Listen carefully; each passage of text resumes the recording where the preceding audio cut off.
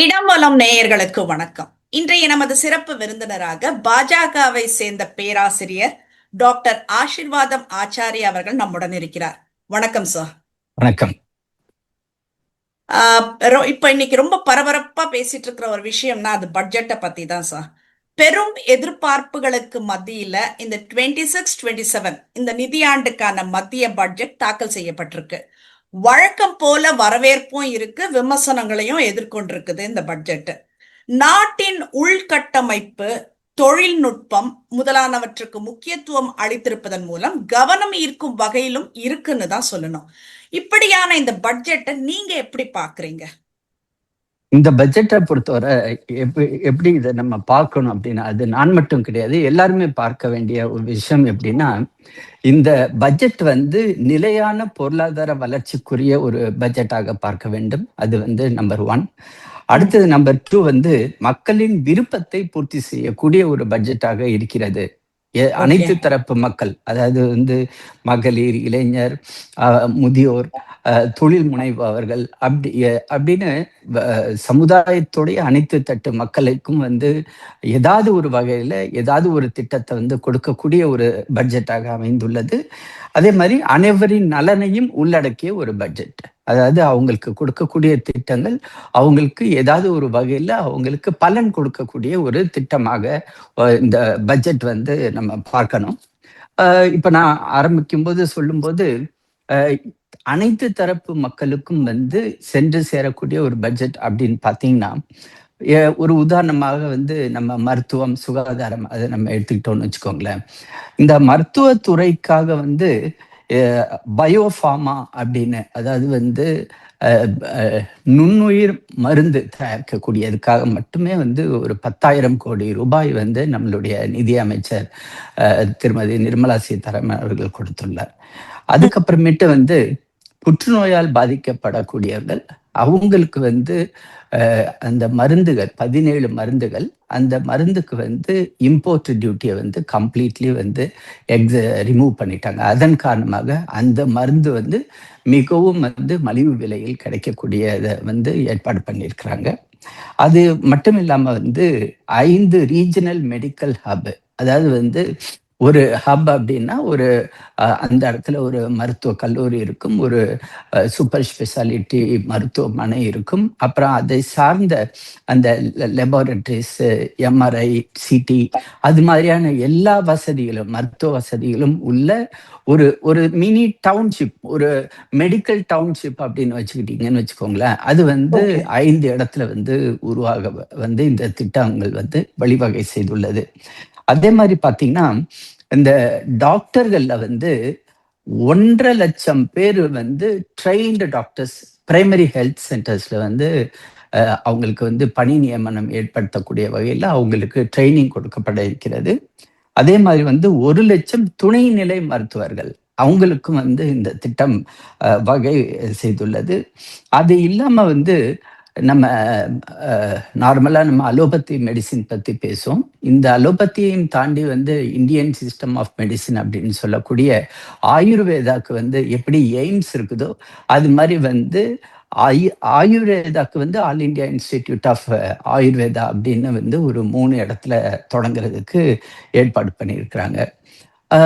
அதே மாதிரி இதுவெல்லாம் நம்மளுடைய உடல்நிலைக்காக, மனநிலைக்காக, அதாவது மனதை பொறுத்தவரை மென்டல் ஹெல்த் அது மிக முக்கியமான ஒரு அம்சம். அந்த இதுவரை நேஷனல் இன்ஸ்டிடியூட் ஆஃப் மெடிக்கல் நம்மளுடைய பெங்களூர்ல நிம்ஹான்ஸ் அப்படின்னு மென்டல் ஹெல்த்துக்காக national institute of mental health and neurosciences அப்படின்னு இருக்குது. இப்ப அது இல்லாம அதே மாதிரி இன்னும் 2 இடத்துல உருவாக்கப்பட இருக்கிறது. இது மனநிலை மருத்துவத்துக்கு ஒரு பெரிய அளவு ஒரு சப்போர்ட் கவர்மெண்ட் கொடுக்குது. இது மருத்துவத்துக்கான ஒரு அம்சமாக பார்க்கலாம். அதுக்காக ஒதுக்கீடும் 1,04 கோடி ரூபாய் போன தடவை வெறுமனே 98,000 கோடி தான் இருந்துச்சு. இப்போ 1,04,000 கோடி ரூபாய் அலோகேஷன் பண்ணியிருக்காங்க. அப்புறம் முக்கியமான ஒரு துறை, அடுத்த துறை பார்த்தீங்கன்னா கல்வி. இந்த கல்வியை ரொம்ப பிரைம் இம்பார்ட்டன்ஸ் கல்விக்கு கொடுத்துருக்குறாங்க. 5 பல்கலைக்கழக டவுன்ஷிப்புகள், அதாவது வந்து அஹ், இப்போ டெல்லியில எடுத்துக்கிட்டீங்கன்னு வச்சுக்கோங்களேன். டெல்லிக்கு பக்கத்துல தாஜ் எக்ஸ்பிரஸ்வே அப்படின்னு உத்தரப்பிரதேசத்துல இருக்குது. உலகத்துல உள்ள மிகப்பெரிய பல்கலைக்கழகங்கள் நம்மளுடைய குழந்தைகள் அங்க போய் படிக்கிறாங்க. இப்போ ரிவர்ஸ் ட்ரெண்டை வந்து மோடி அவர்கள் கொண்டு வந்திருக்கார். மிகப்பெரிய பல்கலைக்கழகங்கள், உலக அளவுல பிரசித்தி பெற்ற பல்கலைக்கழகங்கள் இந்தியாவுக்கு வர இருக்கிறது. 5 முக்கிய பல்கலைக்கழகங்கள் அது வந்து ஆல்ரெடி அவங்களுக்கு லேண்ட் அலோகேட் பண்ணி அதுக்குரிய கட்டுமான பணிகளும் வந்து நடந்துகிட்டு இருக்கிறது. அதாவது நம்மளுடைய குழந்தைகள் ஆக்ஸ்போர்டு யூனிவர்சிட்டி, ஹார்வர்டு யூனிவர்சிட்டியில படிச்சது போக அவங்க வந்து இந்தியாவுக்கு வந்து அவங்களுடைய வகுப்புகளை வந்து இங்கே நடத்தி அங்க நம்மளுடைய குழந்தைகள் அங்க வந்து படிக்கிறதுக்குரிய ஒரு வாய்ப்பை அதை வந்து உருவாக்கி கொடுத்திருக்காரு. அந்த வேலை வந்து உத்தரப்பிரதேசத்திலேயும் மகாராஷ்டிராலையும் ஆரம்பிச்சிருக்காங்க. இதை இன்னும் விரிவுபடுத்தி ஒரு 5 இடத்துல இது மாதிரி பண்ண இருக்கிறார்கள். அப்புறம் ஒவ்வொரு மாவட்டத்துக்கும் வந்து மகளிர் விடுதி, இது வந்து மிக முக்கியமான ஒரு அம்சம். பெண்களுக்காக, பெண்களுடைய பாதுகாப்புக்காக நரேந்திர மோடி அவர்கள் வந்து இதை வந்து ஒரு ஃபோக்கஸ் ஏரியாவை பண்ணிட்டு இருக்காப்ல. அதே மாதிரி பெண்களை வந்து ஒவ்வொரு பெண்ணும் அட்லீஸ்ட் 1,00,000 ரூபாயாவது வந்து அவங்கள்ட்ட இருக்கணும். அப்படி இருந்தா வந்து அவங்கள வந்து என்டர்பிரனர் அப்படின்னு சொல்லுவோம். அவங்க தொழில் தொடங்குவதற்கு ஒரு வாய்ப்பை உருவாக்கக்கூடிய லட்சாதிபதி திட்டம் அப்படின்னு போன தடவை அறிவிச்சாங்க. அதன் அடுத்த கட்டமாக வந்து அந்த வந்து பெண்களுக்குரிய அந்த சுய உதவி குழுக்கள் வந்து ரீட்டைல் ஷாப்ஸ், அதாவது வந்து ஷீ மார்ட் அப்படின்ற ஒரு பேர்ல வந்து ஒரு ரீட்டைல் ஷாப் வந்து உருவாக்குறதுக்கு கடன் வசதி வந்து செய்யப்பட இருக்கிறது. இது வந்து பெண்களுக்குரிய திட்டம். அடுத்தது இளைஞர்களை பார்த்தீங்கன்னா, ஏன்னா இது சமுதாயத்தை எல்லாரையுமே கவர் பண்ணக்கூடிய திட்டம், எல்லாருக்கும் ஏதாவது ஒரு வகையில வந்து பலன் அளிக்கக்கூடிய திட்டம் அப்படின்னு தான் நான் ஆரம்பிச்சேன். இளைஞர்களை எடுத்துக்கிட்டிங்கன்னா, கேலோ இந்தியா, அதாவது வந்து விளையாட்டுத் துறையில வந்து யார் யாரெல்லாம் விருப்பப்பட்டு இருக்காங்களோ அவங்களுக்கு வந்து ட்ரைனிங் ஏற்பாடு பண்ணி அவங்கள வந்து ஒலிம்பிக் அளவுக்கு வந்து அவங்கள தயார்படுத்தி ஒலிம்பிக் போட்டிகளில் அவங்களுக்கு பங்கு பெறக்கூடிய வசதியை செய்யக்கூடிய திட்டத்தை வந்து இதில் அறிவிச்சிருக்கிறாங்க. அதே மாதிரி ஆரஞ்சு எக்கானமி அப்படின்னு நம்ம சொல்றோம். இந்த ஆரஞ்சு எக்கானமி அப்படின்னா நம்மளுடைய இன்டர்நெட்டை யூஸ் பண்ணி வந்து ஒரு சில குறிப்பிட்ட ஒரு விஷயங்களை வந்து வந்து ப்ராட்காஸ்ட் பண்ணக்கூடிய அளவுக்கு வந்து நம்மளுடைய இளைஞர்களுக்கு வந்து ஒரு 20 லட்சம் இளைஞர்களுக்கு வேலை வாய்ப்பு.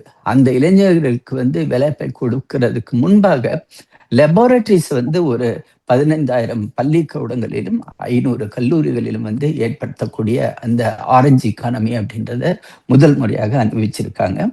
அதே மாதிரி வந்து பார்த்தீங்கன்னா, இது சுற்றுலாத்துறையை எடுத்துக்கிட்டிங்கன்னா, சுற்றுலாத்துறையை மேம்படுத்துறதுக்காக வந்து கைடுகளை, அதாவது அவங்களுக்கு வந்து வழிகாட்டுதலுக்குரிய அந்த கைடுகளுக்கு வந்து ட்ரைனிங், அந்த திட்டத்தை வந்து அறிவிச்சிருக்காங்க.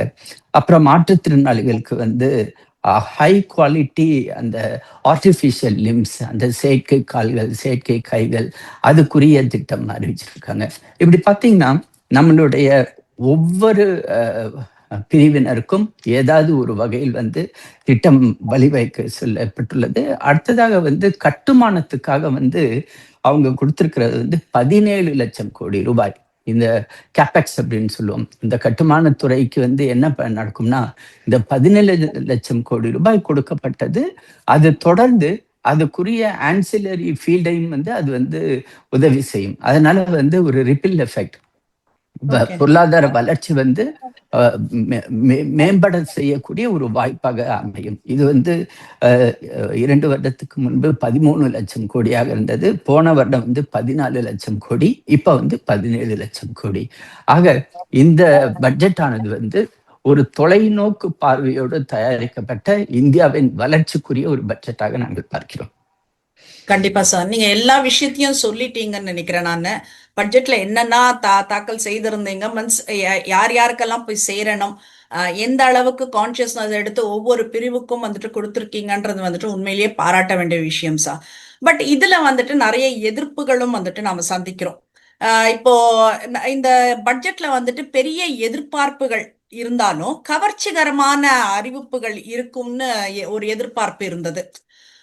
அது வந்துட்டு போன பட்ஜெட் அப்ப என்ன ஆச்சுனாக்கா பீகார் மாநிலத்துல நிறைய அறிவிப்புகள் இருந்தது.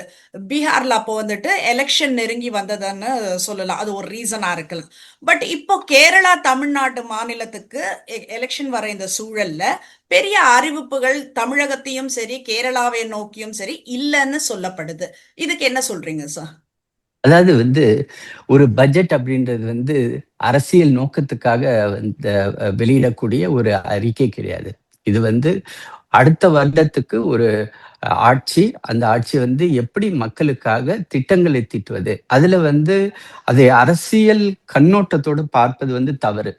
ஓகே. பீகார்ல வந்து நம்ம பணம் கொடுத்தோம் அப்படின்னு வந்து எதிர்க்கட்சிகள் சொல்றாங்க. ஆக்சுவலி உண்மையான நிலவரம் எப்படி அப்படின்னா, ஒரு பூர்வோத்தர் திட்டம் அப்படின்ற ஒரு திட்டம் வந்து ஏற்கனவே மத்திய அரசால் வந்து அறிவிக்கப்பட்டிருந்த திட்டம். அது எதற்காகனா, பீகார் எந்த இடத்துல வளர்ச்சி குறைவான மாநிலம் இருந்துச்சோ, பீகார், ஜார்க்கண்ட், பீகாரை ஒட்டிய ஒரு மாநிலம், அதே மாதிரி வந்து வெஸ்ட் பெங்கால், ஒரிசா, இந்த 4 மாநிலங்களுக்காக வந்து சிறப்பு திட்டத்தை உருவாக்குவதற்காக ஒரு புரோகிராம் வந்து 2021 வந்து அறிவிக்கப்பட்டிருந்தது.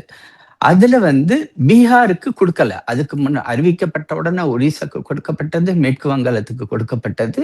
அதுல வந்து எஞ்சி இருந்த பீகாருக்கு போன இதுல வந்து அறிவிப்பு வச்சாங்க. அதுக்கும் தேர்தலுக்கும் எந்த ஒரு சம்பந்தமும் கிடையாது. ஏன்னா அந்த திட்டமே அந்த 4 மாநிலங்களுக்காக உள்ள திட்டம் தான். இப்ப நம்ம தமிழ்நாட்டையே நீங்க எடுத்துக்கிட்டீங்கன்னு வச்சுக்கோங்களேன். தமிழ்நாட்டுக்கு வந்து அதிவிரைவு ரயில் திட்டம், ஹை ஸ்பீடு ரயில்வே திட்டம் வந்து அறிவிச்சிருக்காங்க. அதாவது சென்னையில இருந்து பெங்களூருக்கும், சென்னையில இருந்து ஹைதராபாத்துக்கும். இப்ப நீங்க கார்ல வந்து போகணும் அப்படின்னீங்கன்னா உங்களுக்கு சென்னையில இருந்து பெங்களூருக்கு 5 மணி நேரம், 5.5 மணி நேரம் ஆகுது. இப்போ அந்த ஹோசூரா போகும்போது அங்க வந்து டிராபிக் ஜாம் வந்துடும். அதுக்கப்புறம் சில சமயத்துல 6 மணி நேரம், 7 மணி நேரம் கூட ஆகும். இப்போ இந்த திட்டம் ஹை ஸ்பீடு ட்ராக் வரும்பொழுது 1.5 மணி நேரத்துல வந்து சென்னையில கிளம்புனீங்கன்னா நீங்க பெங்களூர்ல 1.5 மணி நேரத்துல இருக்கலாம். அதே மாதிரி வந்து ஹைதராபாத்துக்கு வந்து 8 மணி நேரம் வந்து ஆகும். இது வந்து ஒரு 2-2.5 மணி நேரத்துல நீங்க வந்து ஹைதராபாத்துக்கு நீங்க ரீச் ஆயிடலாம். ஸோ அப்படியாப்பட்ட ஒரு அருமையான திட்டம் தமிழ்நாட்டுக்கு கிடைச்சிருக்கிறது. அதே போல வந்து அரிய வகை கனிமங்கள், அந்த கனிமங்களுக்காக ஒரு சிறப்பு திட்டம். ஏன்னா தமிழ்நாட்டுல வந்து அரிய வகை கனிமங்கள் உள்ளன. அந்த கனிமங்களை வந்து எக்ஸ்ட்ராக்ட் பண்ணி ப்ராசஸ் பண்ணி எக்ஸ்போர்ட் பண்ணும்போது தமிழ்நாட்டுக்கு வந்து வருவாய் வரக்கூடிய வாய்ப்பு, அது வந்து தமிழ்நாடு பேஸ்டு. அடுத்ததாக வந்து ஜவுளித்துறையை வந்து திருப்பூர், கோயம்புத்தூர் அந்த சைடு உள்ள ஜவுளித்துறை வந்து மேம்படுத்துறதுக்கான ஒரு திட்டம் இந்த பட்ஜெட்ல அறிவிக்கப்பட்டுள்ளது. பழவேற்காட்டுல வந்து பறவைகளுக்கு சுற்றுலா தலம், அதே மாதிரி வந்து ஆதிச்சநல்லூர்ல வந்து கலாச்சார மையம், பொதிகை மலையில வந்து மலையேற்றத்துக்குரிய திட்டம். இது மாதிரி வந்து தமிழ்நாட்டுக்கு இன்னொன்று முக்கியமானது சொல்ல வந்துட்ட தென்னை சந்தனம், இதுக்கு வந்து வளர்ச்சியை உருவாக்கி அதன் மூலமாக வந்து விவசாயிகளுக்கு பலன் கொடுக்கக்கூடிய திட்டத்தை வந்து இதுல அறிவிச்சிருக்காங்க.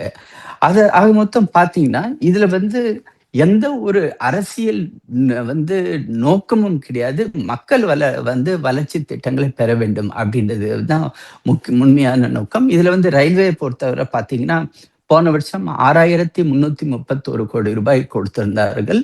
இந்த தடவை அது கூடுதலாக 1000 கோடியை கூடுதலாக 7,611 கோடி ரூபாய் வந்து நம்ம தமிழ்நாட்டுக்குரிய திட்டமாக கிடைத்துள்ளது. இப்ப நீங்க தமிழகத்துக்கு வந்துட்டு இந்த மாதிரி அறிவிப்புகள் எல்லாம் சொல்லியிருக்கீங்க சார். இப்ப அதிவேக ரயில் சேவை இது வந்துட்டு வரவேற்க வேண்டிய ஒரு திட்டம் தான். எம்எஸ்எம்இ துறையை வலுப்படுத்தும் விதமா வந்துட்டு ரூபாய் 10,000 கோடி ஒதுக்கீடு செய்திருப்பது அதுவும் ஒரு வரவேற்கக்கூடிய ஒண்ணுதான். தேங்காய் விவசாயிகள் மற்றும் முந்திரி விவசாயிகளை கவரும் அறிவிப்புகள் எல்லாம் வந்துட்டு வரவேற்க வேண்டிய ஒன்றுதான். ஆனா இந்த ஆதிச்சநல்லூர் கலாச்சார மையம் தொடர்பான அறிவிப்பு இப்ப அவசியமான ஒரு கேள்வி வருது. அதை பத்தி நீங்க என்ன நினைக்கிறீங்க சார்?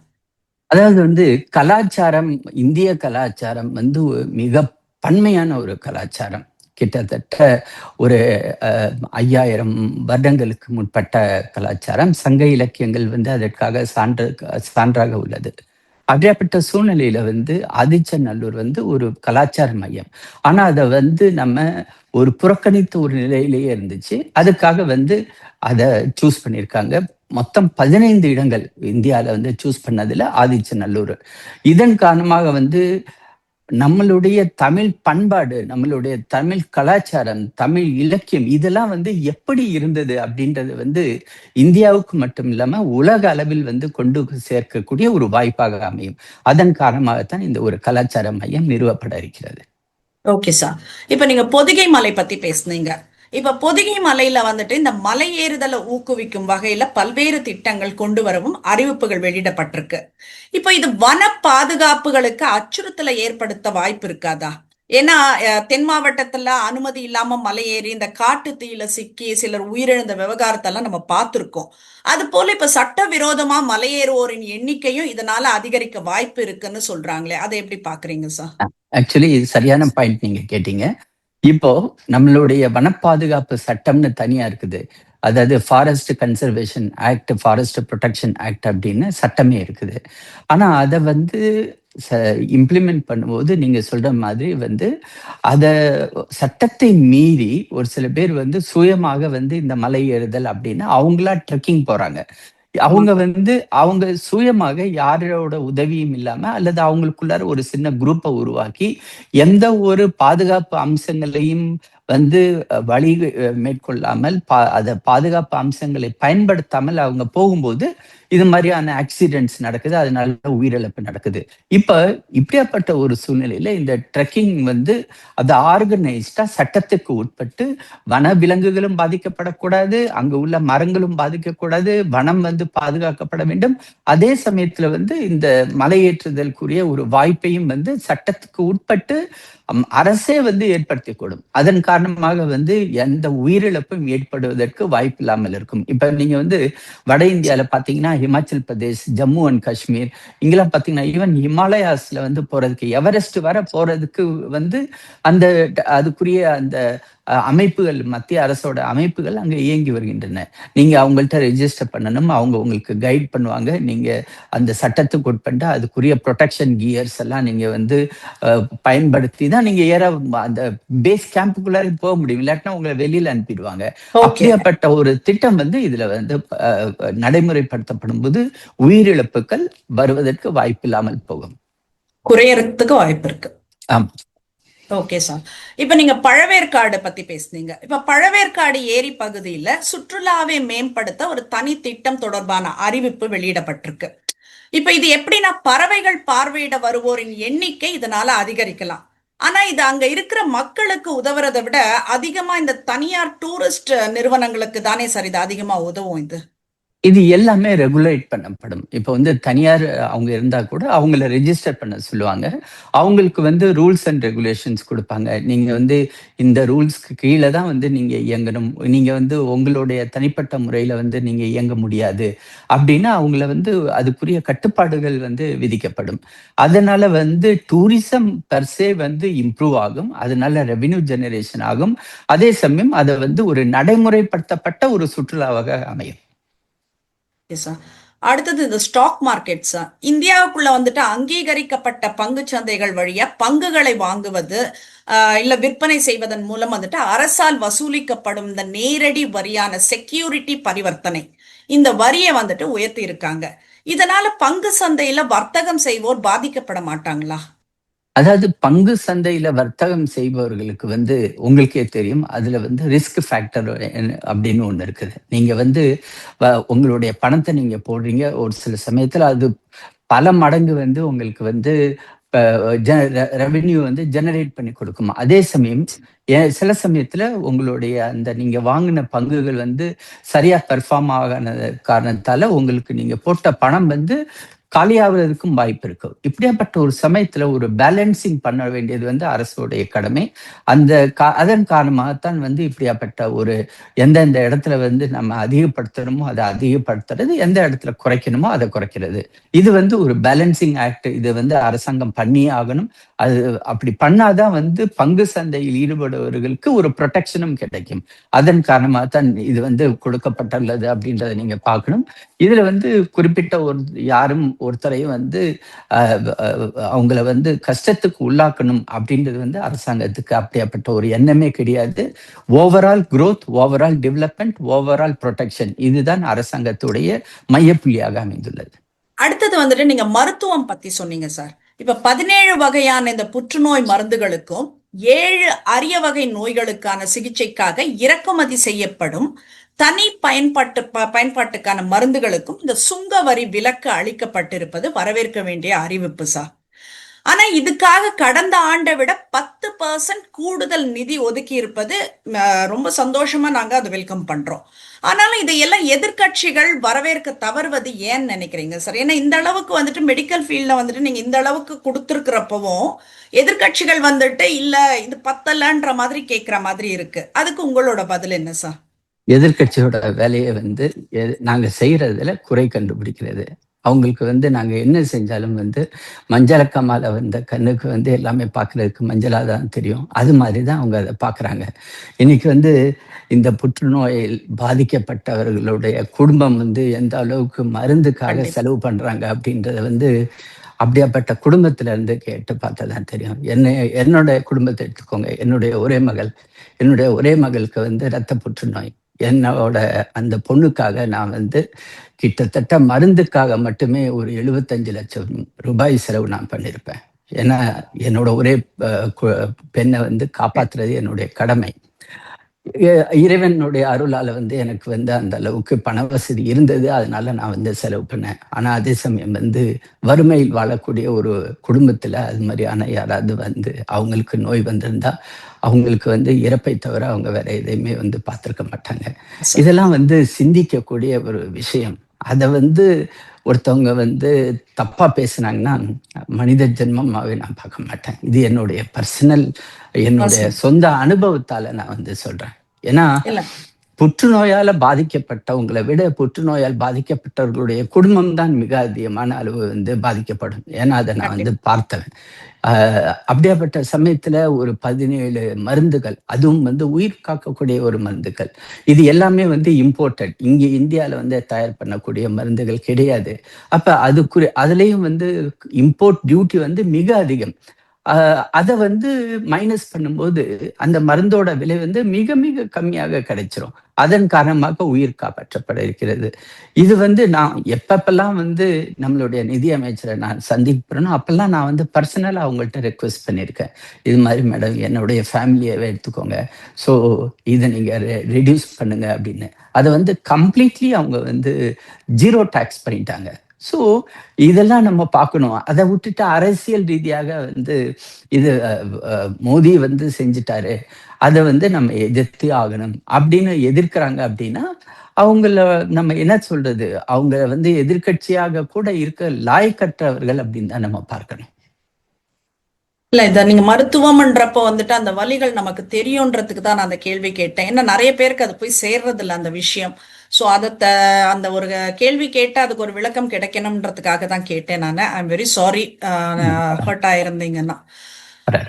இப்ப பல்வேறு நல்ல அறிவிப்புகளும் இந்த பட்ஜெட்ல இருக்கு சார். மின்சார வாகனங்களை ஊக்குவிக்கிற இந்த லித்தியம் பேட்டரிகளுக்கான இறக்குமதி வரி முழுமையா ரத்து செய்யப்பட்டிருக்கு. மருத்துவ கல்வி கடனுக்கான வரி அந்த 5%ல இருந்து 2%ஆ குறைக்கப்பட்டிருக்கு. ஆனா தமிழக அரசு வச்ச முக்கிய கோரிக்கையான மாநில நிதி பகிர்வை அந்த 50%ஆக உயர்த்த வேண்டும் அப்படிங்கிற அந்த கோரிக்கை மட்டும் அப்படியே இருக்கு. அது இன்னமும் அந்த 41%லயே தான் இருக்கு. அது ஏன் சார்? அதாவது 41% அப்படின்றது வந்து ஒரு ஃபிக்ஸ்டு ஃபார்முலால வந்து அதை ஃபிக்ஸ் பண்ணியிருந்தாங்க. இது வந்து நம்மளுடைய 16வது நிதிக்குழு அந்த முடிவு எடுத்தாங்க. ஆனா ஒரு விஷயத்தை நீங்க வந்து எதிர்கட்சிகள், அதுவும் குறிப்பாக தமிழ்நாட்டை சேர்ந்தவர்கள் பேச மறுக்கிறார்கள். அதனுடைய முக்கியமான ஒரு அம்சம் என்ன அப்படின்னா, ஓவராலா 41% இருந்தா கூட தமிழ்நாட்டுக்கு வந்து இந்த பட்ஜெட்ல 0.018% கூடுதலாக நிதி ஒதுக்கப்பட்டுள்ளது. அதுவும் இதே ஃபைனான்ஸ் கமிஷன் தான் சொல்லியிருக்காங்க. அப்ப இவங்க வந்து 41% வந்து ஓவராலா ஸ்டேட்ஸ்க்கு ஒதுக்கீடு பண்ணுவதில் கூடுதலாக தமிழ்நாட்டுக்கு வந்து 0.018% கூடுதலாக கிடைச்சது. அதை ஏன் பேச மாட்டேன்றாங்க? இதுதான் மிக முக்கியமான ஒரு அம்சம். அதாவது நிதி பங்கீடு, வரி பங்கீடு கம்மியா கொடுக்கறாங்க அப்படின்றது அவங்க செய்யக்கூடிய பொய் பிரச்சாரம். இந்த பட்ஜெட்ல கூடுதலாக நிதி ஒதுக்கீடு செய்யப்பட்டுள்ளது. அதை வந்து அவங்க கன்வீனியன்ட்டா தமிழ்நாட்டில் உள்ள அரசியல்வாதிகள், அதையும் குறிப்பாக தமிழ்நாடு முதலமைச்சர் வந்து அதை வந்து மறுத்து பேசுகிறார். அவர் வந்து அறிக்கையும் விடுகிறார். அப்ப இந்த ஃபைனான்ஸ் கமிஷன்ல அவங்களும் வந்து, அதாவது நம்ம அரவிந்த் பனகிரியா அவர் வந்து தமிழ்நாட்டுக்கு வந்திருந்தார். தமிழ்நாட்டுடைய அதிகாரிகளோடு அவர் பேசினார். தமிழ்நாட்டில் உள்ள முக்கிய கட்சிகளுடைய பிரதிநிதிகள் கூட பேசினார். எங்க கட்சியின் சார்பாக திரு எச் ராஜா மற்றும் திரு சூர்யா வந்து அவங்கள்ட்ட போய் பிரசன்டேஷன் வந்து கொடுத்தாங்க. அந்த பிரசன்டேஷனை அவங்க ஒத்துக்கிட்டு இந்த தடவை கூடுதலாக கொடுத்திருக்காங்க. இப்போ இன்னொன்னு இவங்க வந்து பேசிட்டு இருக்கிறது மிகவும் வருத்தப்படக்கூடிய ஒரு விஷயம் என்னன்னா, உத்தரப்பிரதேசத்துக்கு அதிகமாக கொடுக்கறாங்க, பீகாருக்கு அதிகமாக கொடுக்கறாங்கன்னு ஒவ்வொரு தடவையும் கொடுக்க சொல்றாங்க. ஆனா உண்மை என்ன தெரியுங்களா? இந்த பட்ஜெட்ல உத்தரப்பிரதேசத்துக்கு கொடுக்க வேண்டிய அந்த நிதி பங்கீடு -0.32, அதாவது 0.32% கம்மியா கொடுத்திருக்காங்க. அதே மாதிரி பீகாருக்கு வந்து 0.11%, 0.11% கம்மியா கொடுத்திருக்காங்க. இவங்க ஒவ்வொருத்தருமே இவங்க சொல்றாங்க பாத்தீங்களா, உத்தரப்பிரதேசத்துக்கு அதிகமா கொடுக்கறாங்க, பீகாருக்கு அதிகமா கொடுக்கறாங்க. அடுத்தது எங்களுடைய பாஜக ஆளக்கூடிய மாநிலம் ராஜஸ்தான், அங்க 0.1% கம்மியா கொடுத்திருக்காங்க. ஏன்னா இந்த தடவை இந்த நிதிக்குழு வந்து அவங்க ஒர்க் அவுட் பண்ணக்கூடிய அந்த ஃபார்முலாவை மாத்திருக்காங்க. இதுக்கு முன்னாடி இருந்த ஃபார்முலாவை வந்து இந்த தடவை மாத்தி முக்கியமான ஒரு வெயிட்டேஜ் எதுக்கு கொடுத்திருக்காங்க அப்படின்னா, பெர் கேபிட்டா, அதாவது ஒரு மாநிலத்துடைய அந்த நிதி நிர்வாகம், அந்த நிதி மேம்பாடு, அது வந்து ஒரு தலைக்கு எத்தனை ரூபாய் வந்து உயர்ந்திருக்குது அப்படின்னா அதுக்குரிய வெயிட்டேஜ் மட்டும் அவங்க எவ்வளவு கொடுத்திருக்காங்கன்னா 42.5%. அடுத்தது வந்து கான்ட்ரிபியூஷன் டு ஜிடிபி, மொத்த வளர்ச்சி விகிதத்தில் ஒரு மாநிலம் எந்த அளவுக்கு வந்து தன்னுடைய பங்கீட்டை கொடுப்பதோ அதுக்கு வெயிட்டேஜ் 10%. இப்ப தமிழ்நாடு கான்ட்ரிபியூஷன் டு ஜிடிபி அதிகமாக இருக்கிறது, 10% ஃபுல் அதுக்குரிய மார்க்கை வந்து அலாட் பண்ணிட்டாங்க. அதனால்தான் நான் சொன்னேன் தமிழ்நாட்டுக்கு கூடுதலாக கொடுக்கப்பட்டுள்ளது, உத்தரப்பிரதேசம், பீகார், ராஜஸ்தானுக்கு குறைவாக கொடுக்கப்பட்டுள்ளது. அவங்க வந்து ஒரு போர்ஷனை மட்டும் அவங்க பேசுறாங்க, உண்மைக்கு புறம்பாக பேசுறாங்க. தமிழக முதலமைச்சர் இதை வந்து கண்டிப்பா அவர் வந்து தன் வெளியிட்ட அறிக்கையை வாபஸ் வாங்கணும். ஏன்னா இப்ப வந்து ஃபைனான்ஸ் கமிஷன் கொடுத்த அந்த ஃபார்முலா, ரீஒர்க் பண்ண ஃபார்முலா வந்து வெளியில வந்திருக்குது. பட்ஜெட் டாக்குமெண்டோட அதையும் சேர்த்து கொடுத்திருக்காங்க. தமிழ்நாட்டுக்கு முன்பு கொடுக்கப்பட்டதை விட அதிகமாக கொடுக்கப்பட்டுள்ளது என்பதை ஆணித்தரமாக என்னால் வந்து ப்ரூவ் பண்ண முடியும். Okay sir. இப்ப நீங்க பெண் தொழில்முனை அதை பத்தி பேசுனீங்க. பெண் தொழில்முனைவோருக்கு வந்துட்டு இந்த ஷீன்ற திட்டம் அமல்படுத்த போவதா அறிவிக்கப்பட்டிருக்குன்றத சொன்னீங்க. அதே மாதிரி மகளிர் வழிநடத்தும் இந்த நிறுவனங்களை ஊக்குவிக்கிறதுக்கு ஷீமார்ட், அந்த சில்லறை வியாபார கடைகள் அமைக்கப்படும்னு சொல்றீங்க. இதுக்கெல்லாம் மகளிர் கிட்ட இருந்து உங்களுக்கு என்ன மாதிரியான வரவேற்பு இருந்தது சார்? இதை தவிர்த்து வந்துட்டு இந்த மாவட்டந்தோறும் மாணவிகளுக்கு விடுதிகள் குறித்த அறிவிப்பை வெளியிட்டிருக்காங்க. இப்ப மாணவிகளின் கல்வியை ஊக்குவிக்க தான் இந்த திட்டம் அறிவிக்கப்பட்டிருக்குன்னு சொன்னாலும் இங்க திமுக தரப்புல இது ஏற்கனவே நாங்க செஞ்சுட்டு தானே இருக்கோம்னுட்டுன்னு சொல்றாங்க, அந்த ஹாஸ்டல்ஸ் எல்லாம். இது உண்மையா? இதை பத்தி உங்களோட பார்வை என்ன சார்? அதாவது இந்த நிதிநிலை அறிக்கை இந்தியா முழுமைக்கான ஒரு நிதிநிலை அறிக்கை, எல்லா மாநிலம், எல்லா யூனியன் பிரதேசத்துக்குரிய ஒரு அறிக்கை. இப்ப தமிழ்நாட்டுல வந்து ஒரு சில மாவட்டங்கள் வந்து இதுல கவர் ஆயிருக்கலாம். எல்லா மாவட்டங்களும் வந்து அங்க விடுதிகள் இருக்குதா அப்படின்றது வந்து எனக்கு சரியான ஒரு தகவல் இல்லை. ஒருவேளை இருந்துருச்சுன்னா ரொம்ப சந்தோஷம். எந்த இடத்துல இல்லையோ அந்த இடத்துல ஒரு அவங்களுக்கு பாதுகாப்பான ஒரு இடத்துல வந்து மகளிர் தங்கணும். அவங்க வந்து காலையில போய் வேலைக்கு போயிட்டு திரும்பி சாயந்தரம் வரும்போது அவங்க தங்கக்கூடிய ஒரு இடத்தில் பாதுகாப்பாக அவங்க வசித்தால்தான் அவங்களுக்கு வந்து வேலைக்கு போக முடியும். தமிழ்நாட்டை பொறுத்தவரை வந்து அதிகமாக வேலைக்கு போகக்கூடிய பெண்கள் வந்து தமிழ்நாட்டுல இருந்து தான் வந்திருக்காங்க. அது நமக்கு ஒரு பெருமையான ஒரு விஷயம்தான். இது வந்து புரட்சி தலைவி ஜெயலலிதா அவர்கள் வந்து முதலமைச்சராக இருந்த சமயத்துல வந்து அவங்க தொடர்ந்து பெண்களுக்கு, அவங்க எப்படி வந்து ஒரு பெண்ணாக ஒரு மாநிலத்தை நிர்வகிக்கக்கூடிய ஒரு முதலமைச்சராக ஆனார்களோ அது மாதிரி வந்து பெண்களை வந்து அவங்க ஊக்குவித்து வந்தார்கள். ஈவன் வந்து பெண்கள் வந்து அவங்களுடைய ப்ரொடெக்ஷனுக்கு கூட, அவங்க கூட அந்த போலீஸ் ப்ரொடெக்ஷன்ல கூட பெண்களுக்காக ஒரு தனி பிரிவையை உருவாக்கி அவங்க கூடயே வந்து அவங்க கூட்டிட்டு போனாங்க. அது வந்து இந்தியாவில எந்த ஒரு முதலமைச்சரும் செய்யாத ஒரு விஷயம். சோ இதனுடைய இந்த வளர்ச்சியானது 91 அவங்க வந்து முதலமைச்சராக ஆகும் பொழுது அவங்க எடுத்த அந்த முக்கியமான நடவடிக்கைகள் பெண்களுக்காக அவங்களுடைய வளர்ச்சிக்காக வந்து தனியாக ஒரு ஒரு அமைப்பு, ஒரு பெண் மேம்பாட்டு கழகம் ஒன்று உருவாக்குனாங்க. அவங்களுக்கு வந்து தொடர்ந்து இந்த சுய உதவி குழுக்களை உருவாக்கி அந்த டிரான்சிஷன் வந்து 91ல இருந்து ஆரம்பிச்சிச்சு. அதனுடைய தொடக்கமா தான் நம்ம இப்ப பார்க்கணும். இப்போ வந்து இன்னைக்கு ஈவன் திமுகவே வந்து மகளிர் விடுதிகள் வந்து எல்லா மாவட்டத்திலையும் இருக்குது அப்படின்னு சொன்னா அதனுடைய பெருமை அவங்களுக்கு தான் சேரும், திமுகவுக்கு சேராது. அதாவது புரட்சி தலைவி ஜெயலலிதா அவர்களுக்கு சேரும். அதனால ஏன்னா அடிப்படை அந்த அஸ்திவாரத்தை போட்டது அவங்கதான். அதை நம்ம வந்து ஒத்துக்கிட்டே ஆகணும். இதே வந்து இப்ப மகளிர் வந்து தொடர்ந்து பாதுகாப்பான ஒரு இடத்தில் தங்கும் பொழுது அதனுடைய ப்ரொடக்டிவிட்டி, ஏன்னா இப்ப அவங்களோட மைண்ட் வந்து நான் சேஃபான ஒரு இடத்துல இருக்கிறேன், நான் வந்து இப்ப என்னோட வேலையில என்னால கவனம் செலுத்த முடியும். அதே மாதிரி அந்த ஒரு பெண்ணோடைய அப்பா அம்மா கூட பிறந்தவங்க என்னுடைய மகள் வந்து சரியான ஒரு இடத்தில் பாதுகாப்பாக இருக்கிறார், எந்த ஒரு பிரச்சனையும் இல்லை அப்படின்னு அவங்களுக்கும் நிம்மதியா இருக்க முடியும். ஆனால் அதே சமயத்துல நான் இன்னொன்னு சொல்லிக்க விரும்புகிறேன். தமிழ்நாட்டில் இன்று அளவுக்கு வந்து நீங்க பாத்தீங்கன்னா பெண்களுக்கு பாதுகாப்பு இல்லை என்பது நிசப்தமான ஒரு உண்மை. இன்னைக்கு வந்து சாயந்தரம் 6 மணிக்கு ஒரு பெண் வந்து தன்னுடைய வீட்டுக்கு பத்திரமாக போய் சேர்வாரா அப்படின்னா அது வந்து ஒரு கேள்விக்குறிதான். 8 மணிக்கு இரவு ஆனதுக்கு பிறகு பெண்கள் வீட்டை விட்டே வெளியே வர முடியாத ஒரு சூழ்நிலையும் வந்து தமிழ்நாட்டில் இப்ப வந்து நிலவி கொண்டு வருகிறது.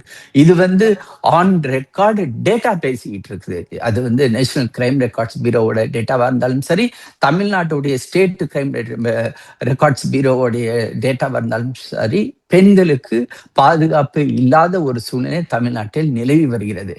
இந்த மாதிரியான திட்டங்கள் வரும் பொழுது தமிழ்நாட்டில் உள்ள பெண்களும் வந்து மோடி அவர்கள், அதாவது ஸ்டாலின் அவர்கள் வந்து என்னுடைய பாதுகாப்பை உறுதி செய்யவில்லை என்றாலும் டெல்லியில் இருக்கக்கூடிய என்னுடைய பிரதமர் நரேந்திர மோடி அவர்கள் வந்து என்னுடைய பாதுகாப்பை உறுதி செய்கிறார் அப்படின்ற ஒரு நம்பிக்கை வந்து தமிழ்நாட்டு பெண்களுக்கு கிடைக்கக்கூடிய வாய்ப்பாகத்தான் இந்த பட்ஜெட் அமைந்துள்ளது. கடைசியா ஒரே ஒரு கேள்வி சார். இப்ப இந்த மிடில் கிளாஸ் குடும்பங்களுக்கு வந்துட்டு இந்த பட்ஜெட்ல என்ன இருக்குன்னு செய்தியாளர்கள் எல்லாம் வந்துட்டு ஒரு கேள்வி எழுப்புறாங்க. அப்போ அந்த கேள்வி எழுப்புறப்போ வந்துட்டு நிதியமைச்சர் நிர்மலா சீதாராமன் அவர்கள் கொடுத்த ஒரு ரியாக்ஷன் தொடர்பான வீடியோ வந்துட்டு ரொம்ப வைரலா ட்ரால் ஆயிட்டு இருந்தது. எப்போ பட்ஜெட் தாக்கல் செய்யப்பட்டாலும் இந்த மிடில் கிளாஸ் மக்களுக்கு அதுல எந்த அறிவிப்பும் இருப்பது இல்லைன்னு சொல்லப்படுது. இந்த பட்ஜெட் மிடில் கிளாஸ் மக்களுக்கான பட்ஜெட் தானா சார்? அதாவது இந்த பட்ஜெட்டை போன பட்ஜெட்ல இருந்து நீங்க தொடர்ச்சியா பார்க்கணும். இதுக்கு முன்னாடி வந்து வாங்குற சம்பளத்துல 30% வந்து வருமான வரி கட்டுறதுக்கே போயிட்டு இருந்துச்சு. போன பட்ஜெட்ல வந்து 12 லட்சம் ரூபாய் வரை வந்து அதை எக்ஸம்ட் பண்ணிட்டாங்க. இப்ப வந்து நிறைய பேருக்கு வந்து வருமான வரி கட்ட வேண்டிய அவசியம் இல்லாம போயிடுச்சு. அதன் காரணமாக மிடில் கிளாஸ்ல உள்ளவங்களுக்கு வந்து வருமான வரி போக வேண்டிய பணம் அவங்க கையில இருக்குது. அப்ப அந்த தன்னோட கையில உள்ள பணத்தை அவங்க வந்து செலவு பண்ணக்கூடிய ஒரு வாய்ப்பாக போன பட்ஜெட்ல ஆரம்பிச்சது. அது வந்து இப்பொழுது வரை தொடர்ந்துள்ளது. இப்ப வந்து நாம இவ்வளவு நேரம் நம்ம பேசினது எல்லாமே அதிகமாக மிடில் கிளாஸுக்குரிய ஃபேவரபிளான ஒரு பட்ஜெட்டாகத்தான் இருக்கிறது. இப்ப அது வந்து மருத்துவமாக இருந்தாலும் சரி, கல்வியாக இருந்தாலும் சரி, இளைஞர் நலன், பெண்கள் நலன், இது எல்லாமே. ஏன்னா நம்மளுடைய அதாவது ஹையர் இன்கம் குரூப் HIG அப்படின்னு சொல்றவங்களோட பர்சன்டேஜ் ரொம்ப ரொம்ப கம்மி தான். அந்த கார்பரேட் செக்டர்ல உள்ளவங்க, IAS IPS அதிகாரிகள், அவங்க வேணா அந்த இதுல வரலாம். அது வந்து ஒரு டாப் பிராக்கெட். மீதி எல்லாருமே வந்து மிடில் கிளாஸ் தான். Middle class, lower middle. இப்ப நம்ம எல்லாருமே ஒரு மிடில் கிளாஸ் சமுதாயத்திலிருந்து வந்தவர்கள். நாம இவ்வளவு நேரம் பேசினது எல்லாமே வந்து அவங்களுக்கு வந்து ஏதாவது ஒரு வகையில ஏதாவது வந்து திட்டங்கள் இவங்க நம்மளுடைய நிதி அமைச்சர் நிர்மலா சீதாராமன் கொடுத்துள்ளார். சோ இந்த பட்ஜெட் ஆனது மிடில் கிளாஸ்க்குரியான பட்ஜெட். அவங்களுக்கு வந்து நேரடியான திட்டங்கள், மறைமுகமான திட்டங்கள். ஒரு திட்டத்தை நம்ம வந்து செயல்படுத்தப்படும் பொழுது அந்த திட்டம் வந்து சில சமயத்துல அது நேரடியாகவே வந்து திட்ட பயனாளிகளுக்கு போய் சேரும். சில சமயத்தில் வந்து அது மறைமுகமாக சேரும். இப்ப ஒரு உதாரணம் எடுத்துக்கிட்டீங்கன்னா ஜிராம்ஜின்னு ஒரு திட்டம் நம்ம வந்து கொண்டு வந்திருக்கோம். அதாவது வந்து மகாத்மா காந்தி ஊரக வேலைவாய்ப்பு திட்டத்தை வந்து மாற்றி அமைத்து கொடுத்துள்ளோம். இப்போ அந்த மகாத்மா காந்தி திட்டத்துக்குரிய பிரச்சனைகளை வந்து சரிபடுத்துறதுக்காக புது திட்டம் வந்து கொடுக்கப்பட்டுள்ளது. விக்சித் பாரத், வளர்ச்சி அடைந்த பாரதத்துக்குரிய ஒரு திட்டமாக. இப்ப அந்த திட்டத்துல பாத்தீங்கன்னா 100 நாள் வேலை செய்யக்கூடிய அந்த இதனால் வர இந்த வாய்ப்பு இப்ப 125 நாட்களுக்கு வந்து வேலை வாய்ப்பு கிடைக்க போயிருது. இது நேரடியான ஒரு திட்டம். அதுக்குள்ள வந்து பயன்பெறணும் அப்படின்றதுக்காக அவங்களுக்கு 97,000 கோடி ரூபாய் வந்து இந்த பட்ஜெட்ல அந்த ஜிராம்ஜி திட்டத்துக்கு கொடுக்கப்பட்டுள்ளது. ஏற்கனவே இன்னும் இந்த அடுத்த 3 மாதத்துக்குரிய அந்த மன்ரேகா திட்டத்துக்காக 30,000 கோடியும் கொடுத்துள்ளார்கள். ஆக ரெண்டும் சேர்த்தீங்கன்னா 1,27,000 கோடி வந்து கிட்டத்தட்ட அது வந்து போய் சேருது. இது வந்து நேரடியாக அந்த திட்டம் வந்து யார் யாரெல்லாம் அதுல வந்து பயன் பெற இருக்கிறார்களோ அவர்களுடைய வங்கி கணக்குல போயிடும். மறைமுகமா வந்து இது யாரு பயன்பெறுவார்கள்? அந்த அந்த ஊரக ஏரியா அந்த கிராமப்புறத்துல வந்து அவங்களுக்கு குளம், குட்டைகள், வசதியோடு ஒரு ரோடு, இது வந்து அந்த திட்டம் மறைமுகமாக வந்து அவங்களுடைய வாழ்வாதாரத்தை, அவர்களுடைய அந்த வே ஆஃப் லிவிங்க அதை வந்து ஊக்குவிக்கும். அதே மாதிரி வந்து வீடுகளுக்கு குடிநீர் குழாய்கள் போடக்கூடிய திட்டம், அதுலயும் வந்து பண ஒதுக்கீடு செய்யப்பட்டுள்ளது. ஜல் ஜீவன் மிஷன் கிட்டத்தட்ட 80% முடியக்கூடிய ஒரு சூழ்நிலை இருந்துச்சு. சோ இந்த திட்டங்கள் எல்லாம் அதே மாதிரி வந்து பிரதம மந்திரியோட வீடு கட்டும் திட்டம், இதெல்லாம் வந்து ஈவன் சுகாதார திட்டம், கழிப்பிட திட்டம், அப்புறம் வந்து லைட், ஒவ்வொரு வீடுகளுக்கும் வந்து மின்சார வசதி திட்டம், இதெல்லாம் வந்து நேரடியாக அல்லது மறைமுகமாக வந்து மக்களுக்கு வந்து தங்களுடைய வாழ்வாதாரத்தை பெருக்கிக் கொள்ளக்கூடிய திட்டமாகத்தான் அமைந்து கொண்டு வருகிறது. இதை வந்து குறை சொல்லுபவர்கள் வந்து குறை சொல்லிக் கொண்டுதான் இருப்பார்கள். ஆனால் நம்மளுடைய பிரதமர் திரு நரேந்திர மோடி அவர்கள் யாரு, அவருடைய எதிர்கட்சிகள் என்ன பேசினாலும் அதை பற்றி அவர் வந்து பொருட்படுத்துவதில்லை. அவர் வந்து கடைகோடியில உள்ள ஒரு மனுஷனுக்கு, ஒரு பெண்ணுக்கோ அல்லது ஒரு ஆணுக்கோ, அதாவது வரிசையின் முதலில் இருப்பவருக்கு என்ன கிடைக்குதோ அதை வரிசையின் கடைசியில் உள்ளவருக்கும் போய் கிடைக்க வேண்டும் என்ற அந்த அந்தியோதயா திட்டம், அதாவது தீன்தயாள் உபாத்யாய் அவர்கள் சொன்ன அந்த திட்டத்தை வந்து மிக அருமையாக நடைமுறைப்படுத்தி வருகிறார். அதற்காக நாம் அவர்களுக்கு வந்து நன்றியுடனோடு இருக்க வேண்டும். கண்டிப்பா சார். எனக்கு இவ்வளவு விளக்கமா வந்துட்டு வேற யார்கிட்ட இன்டர்வியூ எடுத்திருந்தாலும் கிடைச்சிருக்குமான்றது தெரியல. I am fully satisfied. ஏன்னா ஒவ்வொரு விஷயத்தையும் நீங்க வந்துட்டு ரொம்ப தெளிவா பாமர மக்கள் கூட புரிஞ்சுக்கிற அளவுக்கு நீங்க விளக்கமா சொல்லியிருக்கீங்கன்றது தான். இப்ப இந்த கேள்வி வருது இல்லைங்களா, மிடில் கிளாஸ்க்கு என்னன்னுட்டுன்னு. இப்ப நீங்க சொன்னது எல்லாமே மிடில் கிளாஸ்க்கும் சேர்த்து தான் வருது அப்படின்றது வந்துட்டு எல்லாருக்கும் புரியுற வகையில நீங்க சொல்லியிருக்கீங்க. உங்கள் நேரத்தை இடமலம் நேயர்களுக்கு கொடுத்தமைக்கு மிக்க நன்றி சார். மிக்க நன்றி வாய்ப்பு.